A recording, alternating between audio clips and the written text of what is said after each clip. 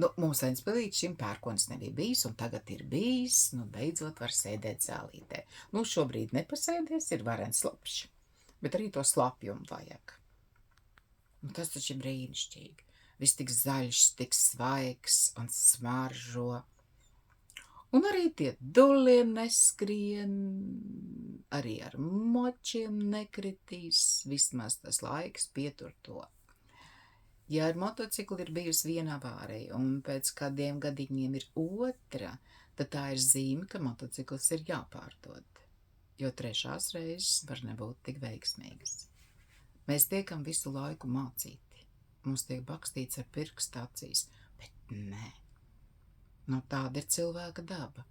Spītēšu mammai un nēdīšu. Bet varbūt vajag ieklausīties. Ko gan tā skrienot kāds grib pierādīt?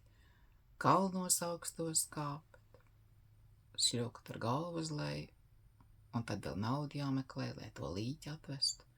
Vai tas vispār ir vajadzīgs? Un ko tur var meklēt svešā zemē, ja savu zemi nepazīst un arī nemīl? Iet runa par mīlestību, par savu zemi, par savu vietu, kas ir mūsējā, par mūsu valsti, par attieksmi, par mīlestību. Es skaidri zinu, ka armijā ir tādi vīrieši, kas, ja būtu karš, tad viņi bēgtu.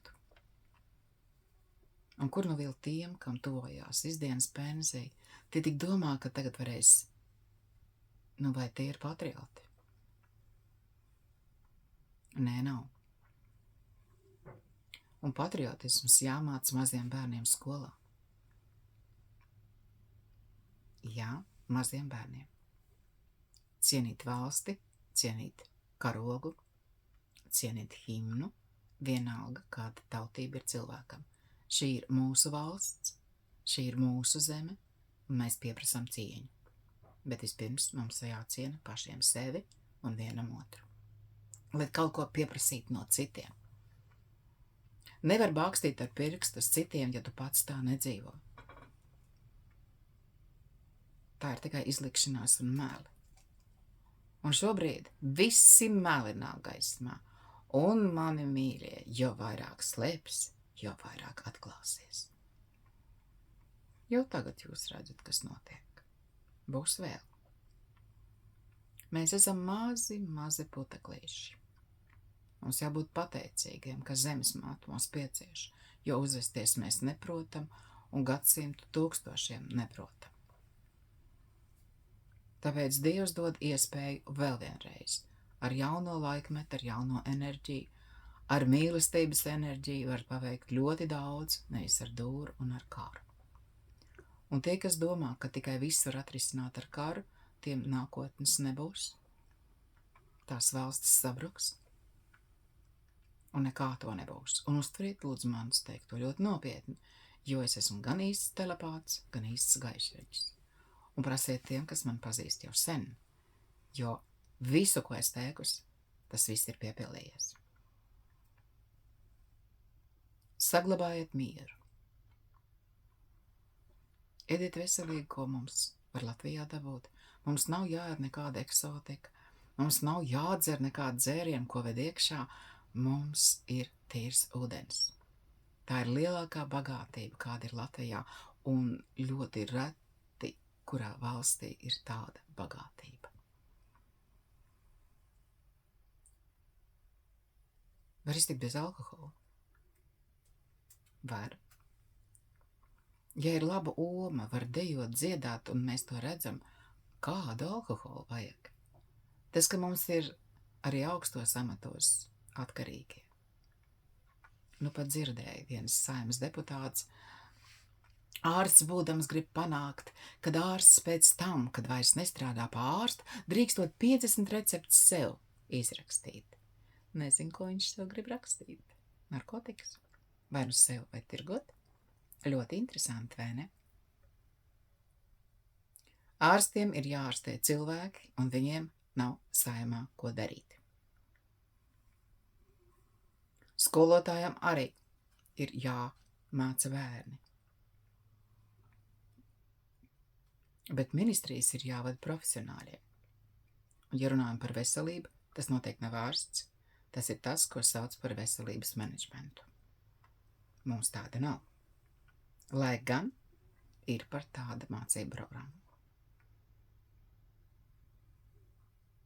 Kamēr pašvaldība noteiks, kas notiek slimnīcās un mācību iestādēs, tikmēr nekas te nevar mainīties.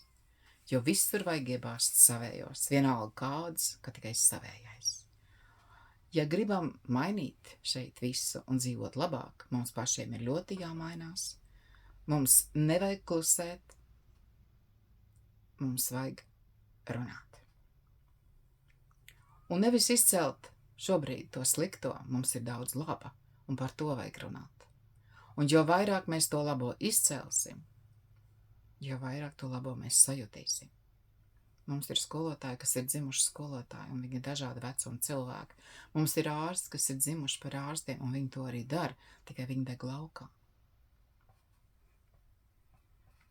Nevajag vecam cilvēkam nekādu magnētisko rezonansi, ja viņam ir labas, normālas analīzes 75 gadu vecumā. Nu nevajag, jo beigās viņi saka, bet neko jau neatrada. Nu ko gan var atrast magnētiskā rezonanse, ja tu vienkārši esi vecs? Tev ir artroze, tev ir reimatisms, artrīts, nu protams, un arī nodilums. Jā, visiem es arī esmu vecs. Man ir uzlējumi. Man ir smērītis, man ir auga dārzā, ejot daudz ko var iebāzt mutē, apēst, sajust, un vēl gal galā, kā mūsu senči to darīja, vēl ir kompress. Pamēģiniet, jums sāp ceļi, ir brīnišķīga lieta, kas mums vēl aug, un tā ir vībotne. Sagrieziet, samīciet, ielieciet marlītē, uzlieciet uz ceļiem, uz rokas locītavām. Vēl ir dievkociņš, kas ir brīnišķīgs zāles un ne tikai enerģētiski māja aizsargā. Viss, kas ir rūgts, ir veselīgs. Lūdzu, uz priekšu. Dzīvojam mazāk cukura, vairāk rūgtvielu.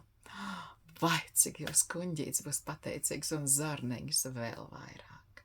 Pamēģiniet.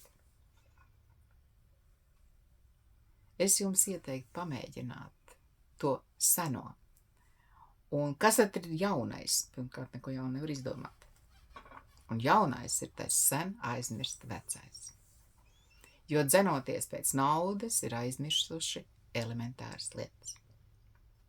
Kā? Kamparspirtu, mūsu pašu slaveno Eviju un reizēm arī aspirīnu. Pamēģiniet laikus sajust savā ķermenī pārmaiņas, ieklausīties, kad vienkārši līdz karsta tēja vakarā pirms gulētiešanas. Un no rīta jums tas kakls vairs nesāpēs, jo jūs jau vakarā paņemsiet un sasmērēsiet ar kamparspirtu. Laicīgi, mīļie, laicīgi. Nevelciet garumā, ja jūtat, dariet. Lai jums labi izdodas šovasar darīšana. Atā!